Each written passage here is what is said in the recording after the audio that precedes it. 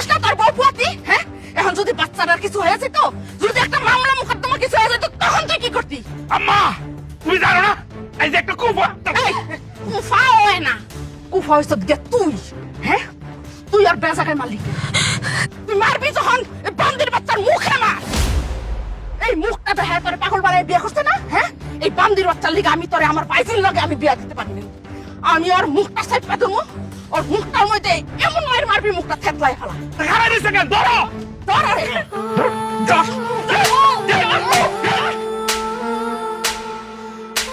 বাবা হঠাৎ করে মাথাটা কেমন চক্কর মারলো, বুকটার মধ্যে সেট করে উঠছে।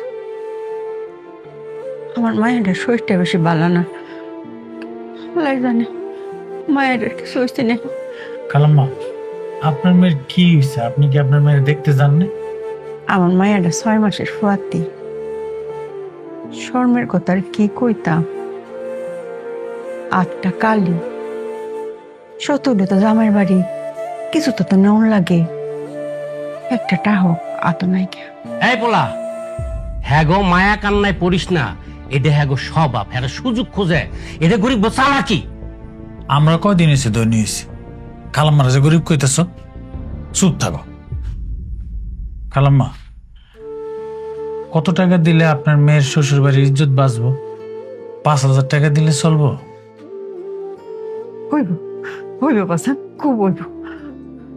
কিছু ফলমূল নিয়াম আর 2-1টা ফিডা বানাই নিয়ে মাসে। দাঁড়ান, নিয়ে আসতেছি। একটু দাঁড়ান।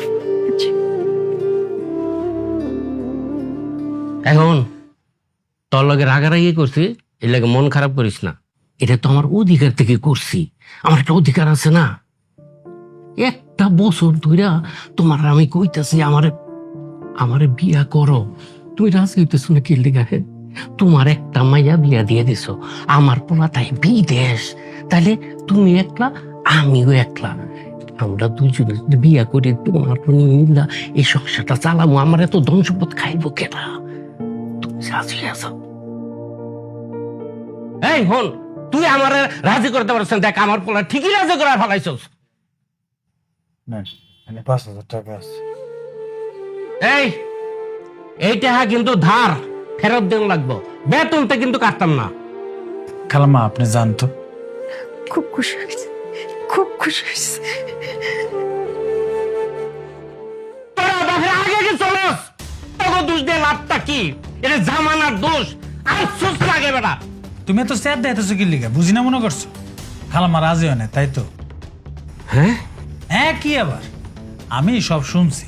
1টা বছর ধরে যে চেষ্টা করতেছো আরে ফটানোর, পারতাছো না। আচ্ছা তুমি যে অযোগ্য এটা কি তুমি বুঝতেছো? সামান্য একটা কাজের পর তুমি ফটাইতে পারতেছো না। আচ্ছা ঠিক আছে যাও, তুমি যদি হারে ফটায় বিয়ে করতে পারো আমার কোনো অসুবিধা নেই। আমি সন্তান হইয়া তোমার কথা দিতেছি, দাঁড়ায় থেকে বাপের বিয়া দিব। যাও। উরি বাবা রে বাবা, এই তুই কেমনে খামসি মারছস রে? হ্যাঁ, বাঘের মতো খামসি মারছস তুই। স্বামী, আমি আপনারে খামসা দেয়নি, আসলে নিজেরে বাঁচাতে যে আপনার গায়ে নখের আসর পড়ে গেছে। এই তুই খামসি দিস তাই না? ফিরে থেকে লাগছে, হ্যাঁ? এ তোর